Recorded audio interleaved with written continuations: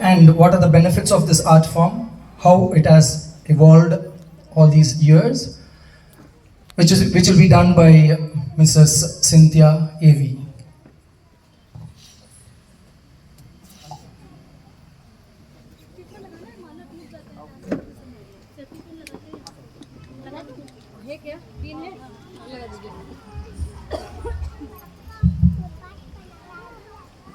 ஓம் நம சிவாய.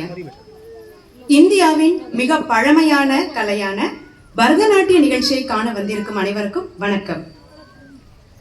இன்று நேற்று தோன்றியதல்ல, சுமார் 2000 ஆண்டுகளுக்கு முன்னாடி தமிழ்நாட்டில் தோன்றிய இந்த அற்புத கலையோட ஆரம்ப வரலாற்றை கொஞ்சம் எளிமையா சுருக்கமா காண்போம். முதல்ல அதோடைய பெயர் காரணம். பரதம் அப்படிங்கிற சொல்லில் இருக்கக்கூடிய பா என்ற எழுத்து பாவம், அதாவது உணர்ச்சியையும், ரா என்ற எழுத்து ராகம், அதாவது இசையை, த என்ற எழுத்து தாளம், இசை ஓசையை குறிக்கும். நாட்டியம் என்ற சொல் நடனத்தை குறிக்கும். ஆக பாவம், ராகம், தாளம் இந்த மூன்றும் இணைந்த நடனமே பரதநாட்டியம். இதை தவிர இதனுடைய பெயர் காரணத்துக்கு இன்னொரு கதையும் உண்டு. அதாவது இந்த கலைக்கு அடிப்படை நூலான நாட்டிய சாஸ்திரம் அப்படிங்கிற நூலை எழுதியவர் பரத முனிவர். இவரோட பெயராலேயே இந்நடனத்துக்கு பரதநாட்டியம் அப்படின்ற பெயர் வந்திருக்கும் கூட சொல்றாங்க. சரி, யார் அந்த பரத முனிவர்? படைக்கும் கடவுளான பிரம்மதேவர் கிட்ட இருந்து இவர் நடனத்தை கற்றிருக்கிறார்.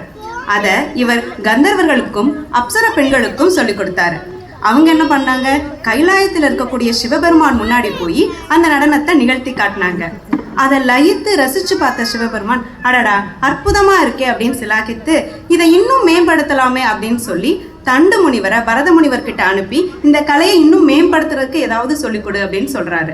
அப்படி தண்டு முனிவர் என்ன சொல்லி கொடுத்தாரோ அதைத்தான் தாண்டவம் அப்படின்னு சொல்றோம். இந்த கலையை பூலோகத்துல பரத முனிவர் வச்சு பரப்பணும் சிவபெருமான் விரும்பினார். அதற்கு பரத முனிவர் என்ன பண்ணார் அப்படின்னா, அவர் கற்ற இந்த கலைகளோட சேர்த்து நடனம், கவிதை, நாடகம் மற்றும் இசை இதையெல்லாம் உள்ளடக்கி நாட்டிய சாஸ்திரம் அப்படிங்கிற நூலை எழுதினார். இந்த நூலிலிருந்து உருவானது தான் பரதநாட்டியம். முதல்ல சமய அனுபவத்தை, அதாவது ஆன்மீக அனுபவத்தை மேம்படுத்தும் நோக்கத்தோட கோவில்களில் தான் இது வளர்க்கப்பட்டது. சிவன் கோயில்களில் இருந்து பரதநாட்டியத்தோட வேர்கள் மிக ஆழமாக வேரூன்றி இருக்கு. இப்பவும் பல சிவன் கோயில்களில் உள்ள சிற்பங்கள்ல 108 கரணங்களை வெளிப்படுத்தும். பரதநாட்டியத்துக்கு அடிப்படையாக அமைஞ்சது இந்த கரணங்கள். பரதநாட்டியம் என்பது சிவபெருமானின் தத்துவம் மற்றும் அழகியலை கூறக்கூடிய ஒரு ஒப்பற்ற நடன கலையாகும். இன்னும் சொல்லப்போனா இதை ஒரு வகையான தெய்வீக வழிபாடுனே சொல்லலாம். இதில் இருக்கக்கூடிய அசைவுகளும் பாவங்களும் இறைவனுக்கே அர்ப்பணிக்கப்படுகிறது.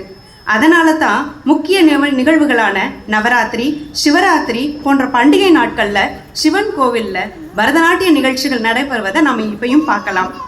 இது சிவபெருமானை மகிழ்விப்பதற்காக மட்டும் இல்லாம பக்தர்களுக்கும் ஆன்மீக அனுபவத்தை அளிக்கிறதுக்கு உதவுது.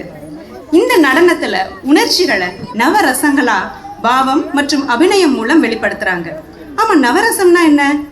நவரசம் என்பது நம்மோட மனித மனதில் எழக்கூடிய அடிப்படையான 9 உணர்ச்சிகள்.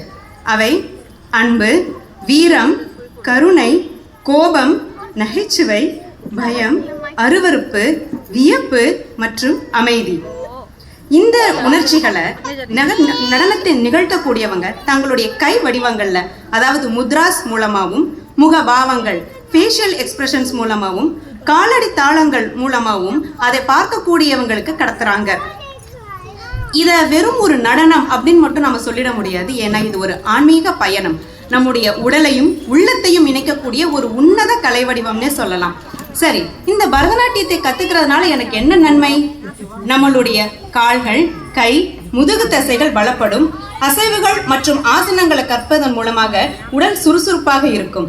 நீண்ட நேரம் பயிற்சி செய்வதன் மூலம் நம்மளுடைய சகிப்புத்திறன், அதாவது உடலுடைய ரெசிஸ்டன்ஸ் இம்ப்ரூவ் ஆகும். அரமண்டி போன்ற ஆசனங்கள் செய்யறதுனால நம்முடைய முதுகெலும்பு நேர்படும். ஒரே நேரத்தில் முகபாவம், கை வடிவம், காலடி சுவடு பயிற்சி செய்யறதுனால ஹேண்ட் ஐ கோஆர்டினேஷன் இம்ப்ரூவ் ஆகும். சரி, இது வெறும் உடல் நலத்துக்கு மட்டும்தானா அப்படின்னா நிச்சயமா கிடையாது. நம்முடைய மனநலத்தின் மீதும் நல்லதொரு ஆதிக்கத்தை செலுத்தக்கூடியது இந்த பரதம். எப்படி அப்படின்னா, இந்த நடனமே இசையுடன் கூடிய அசைவு இல்லையா, அது நமக்கு நிச்சயமா நல்ல மன அமைதியை கொடுக்கும். அடிகள், முத்திரைகள், பாவங்கள் எல்லாத்தையும் மனதில் நிறுத்துறதுனால நம்முடைய நினைவுத்திறன் நிச்சயம் மேம்படும். முகபாவம் மூலமாக உணர்ச்சி வெளிப்படுத்துறது தன்னம்பிக்கையை வளர்க்க உதவும். தொடர்ந்து பயிற்சி செய்வதால் ஒழுக்கம், பொறுமை மற்றும் கட்டுப்பாடு நிச்சயமாக வளருது. சுருக்கமாக சொல்லணும்னா பரதநாட்டியம் செய்வதால் உடலும் மனதும் ஆன்மாவும் நல்ல பயிற்சி பெறுது. தொன்மையான கலையாக இருந்தாலும் மாறும் காலங்களுக்கேற்ப புதிய கருத்துக்களை சேர்த்து தன்னை மென்மேலும் மெருகேற்றிக் கொண்டே இருக்கு. கோவில்களில் பிறந்து பக்தி வழிபாட்டின் ஓர் அங்கமாக இருந்து இன்று கடல் தாண்டி கண்டங்கள் தாண்டி இனம் மொழி கடந்து உலகளாவிய அரங்கில் இந்தியாவின் கலாச்சாரத்தின் அடையாளமாக இருக்கும் இந்த ஒப்பற்ற கலையை காண்பதும் கற்று தேர்வதும் கலையை நிகழ்த்துவதும் பெரும் பேறு என்று சொன்னால் அது நிச்சயம் மிகையல்ல. ஆழ்கடல் போன்றது இந்த பரதம். அதை பற்றி நாம் பேசிய இந்த 5 நிமிடம் அப்படிங்கிறது கரையோரமாக இருந்து கால் நனைக்கக்கூடிய அனுபவத்தை தரும். அந்த மகிழ்ச்சியோடு வாய்ப்புக்கு நன்றி கூறி விடைபெறுகிறேன். நன்றி, வணக்கம்.